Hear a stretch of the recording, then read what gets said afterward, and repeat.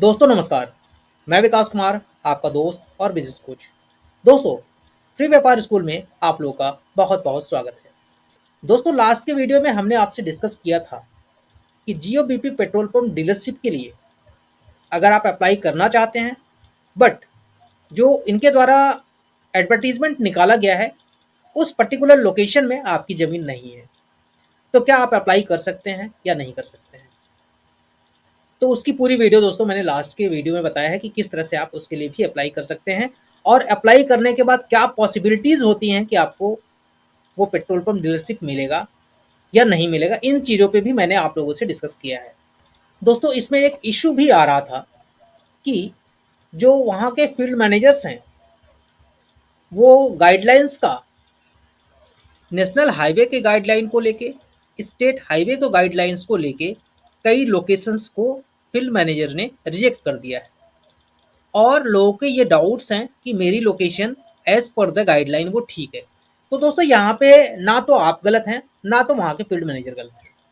यहाँ पे जो कोई मिसअंडरस्टैंडिंग हो रही है वो हो रही है सिर्फ और सिर्फ आपको उनके गाइडलाइंस के बारे में नहीं पता है, या फिर अगर वो आपको गुमराह कर रहे हैं गाइडलाइंस के नाम पे, तो आपको ये जानना जरूरी है कि गाइडलाइन एक्चुअली है क्या, क्या उसके नॉर्म्स होते हैं किसी भी पेट्रोल पंप को सेटअप करने के लिए।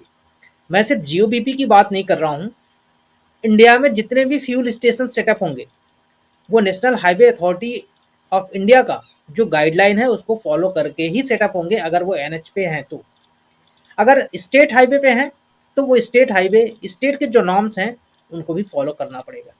तो हम आपको बता दें दोस्तों कि मोस्टली स्टेट हाईवे का और नेशनल हाईवे का गाइडलाइन अप्रॉक्स सेम होता है, थोड़े से डिफरेंस होते हैं। तो दोस्तों, आइए हम देखते हैं कि national highway authority of India के जो गाइडलाइन है फ्यूल स्टेशन के लिए वो क्या है, जो आपको जानना जरूरी है। हो सकता है कि आपके सारे गाइडलाइंस फुलफिल हो रहे हों बट आपको पता ना हो और आपका फील्ड मैनेजर आपको मिस गाइड कर रहा हो और आपको बता रहा हो कि आपकी location as per the guideline वो ठीक नहीं है। तो आइए दोस्तों देखते हैं कि national highway authority of India का गाइडलाइन क्या है। दोस्तों, यहाँ पे आप देख सक रहे हैं norms for fuel station on national highway. National highway पे इनके नॉर्म्स क्या क्या होने चाहिए इसको हम सबसे पहले देखते हैं। इसमें दोस्तों दो पार्ट हैं। ए पार्ट है ये आपका for retail outlet on existing service road और स्लिप, जो ऑलरेडी सर्विस रोड पे हैं उनके लिए। ठीक है, यहाँ पे क्या है कि जो रूरल में साइट का लोकेशन होना चाहिए वो मिनिमम 35 मीटर इंटू 35 मीटर का होना चाहिए। ठीक है, अर्बन एरिया में 30 मीटर इंटू 30 मीटर का हो सकता है, हिली और माउंटेन एरिया में ये 20 मीटर इंटू 20 मीटर का हो सकता है। जो नेक्स्ट है दोस्तों, जो बी पार्ट है वो है retail outlet in rural. Rural में इनके क्या क्या गाइडलाइंस होते हैं इसको हम समझते हैं। सबसे पहले दोस्तों, एक्सेलरेशन लेन जो होती है वो मिनिमम 100 मीटर की होनी चाहिए। डिसलरेशन लेन जो होती है वो मिनिमम 70 मीटर की होनी चाहिए। अब ये दोस्तों एक्सेलरेशन क्या है, डिसलरेशन क्या है, इसके लिए मेरी एक स्पेशल वीडियोस हैं, उनमें मैंने बता रखा है। उनका मैं आपको आई बटन पे लिंक दे दे रहा हूँ, आप वहां से देख लीजिएगा। Intersection any category of road. अब यहाँ पे एक चीज आप समझने की कोशिश कीजिए दोस्तों, intersection with any category of road oblique median gap, ये होना चाहिए मिनिमम 300 मीटर का। मतलब कि 300 मीटर का आपका मीडियन गैप और इंटरसेक्शन होना चाहिए। आपके पेट्रोल पंप से कम 300 मीटर पे इंटरसेक्शन होना चाहिए।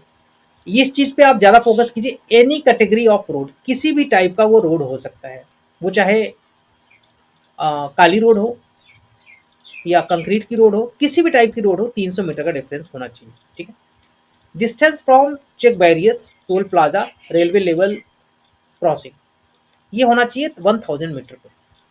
आपके पेट्रोल पंप से ये तीन चीजें, check barriers, toll plaza, railway level crossing, ये कम से कम 1 किलोमीटर का डिफरेंस होना चाहिए। नेक्स्ट है दोस्तों, distance from start of approach road of overbridge, जो ओवरब्रिज का स्टार्टिंग होता है, ठीक है, या फिर जो एंडिंग होता है वहां से, इस चीज को आप समझिएगा, बीच के ओवरब्रिज से नहीं, जहां से वो स्टार्ट होता है अप्रोच रोड जहां से शुरू होता है, ठीक है, वहां से चाहिए कितना, 200 मीटर का डिफरेंस होना चाहिए।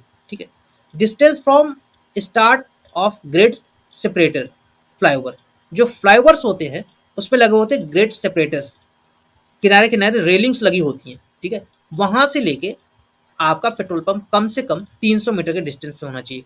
Distance from start of grade separator, जो सेपरेटर्स लगे होते हैं फ्लाईओवर्स पे, वहां से 300 मीटर का डिफरेंस होना चाहिए। ठीक है, एक चीज यहाँ पे समझने की कोशिश कीजिए आप, distance from nearest fuel station undivided carriage way for both side of carriage way. आपके पेट्रोल पंप से जो दूसरे फ्यूल स्टेशन का डिफरेंस होना चाहिए वो होना चाहिए 300 मीटर का, किसी भी side, both side of carriage way, उस रोड पे दोनों साइड में कहीं पे भी हो वो आपका कंसिडर किया जाएगा। ठीक है, ये चीज आप समझने की कोशिश कीजिए। दूसरा है, अगर डिवाइडेड है तो वहां पे 1000 मीटर कैरेज वे। ठीक है, यहाँ पे 1000 मीटर का होना चाहिए।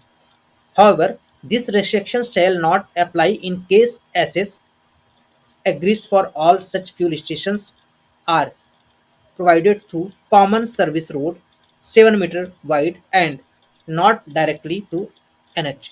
तो कोई पेट्रोल पंप है जो 7 मीटर का एक सर्विस रोड बना के दे रहा है जो NH से डायरेक्टली कनेक्टेड नहीं है, ऐसे कंडीशन में ये रिस्ट्रिक्शन वहां पे अप्लाई नहीं होंगे। ठीक है, मतलब अगर कोई सर्विस रोड बना रहा है 7 मीटर का तो उनके लिए ये रूल अप्लाई नहीं होंगे।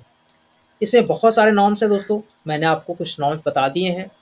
मैंने आपको विड्थ, जो इनका विड्थ होना चाहिए वो 35 मीटर का होना चाहिए, डेप्थ 35 मीटर का होना चाहिए, लेंथ ऑफ बफर स्ट्रिप जो है वो 12 मीटर का होना चाहिए।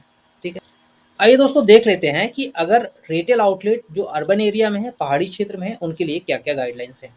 सबसे पहले यहाँ पे देखते हैं distance from intersection, distance with any category of road और मीडियम गैप, ये कितना होना चाहिए, 100 मीटर का होना चाहिए। Distance from check barrier, toll plaza और रेलवे लेवल क्रॉसिंग, ये 1000 मीटर का होना चाहिए। Distance from start of approach road of road over bridge है तो वहां पे 200 मीटर का आपका डिफरेंस होना चाहिए। Distance from start of grade separator flyovers के लिए 300 मीटर का चाहिए। फिर यहाँ पे distance from nearest fuel station undivided category है, फॉर बोथ साइड है, तो यहाँ पे कम से कम 300 मीटर का डिफरेंस होना चाहिए। अगर 300 मीटर से कम कोई इंटरसेक्शन है तो वहां पे आप सर्विस रोड है वो बनाना पड़ेगा।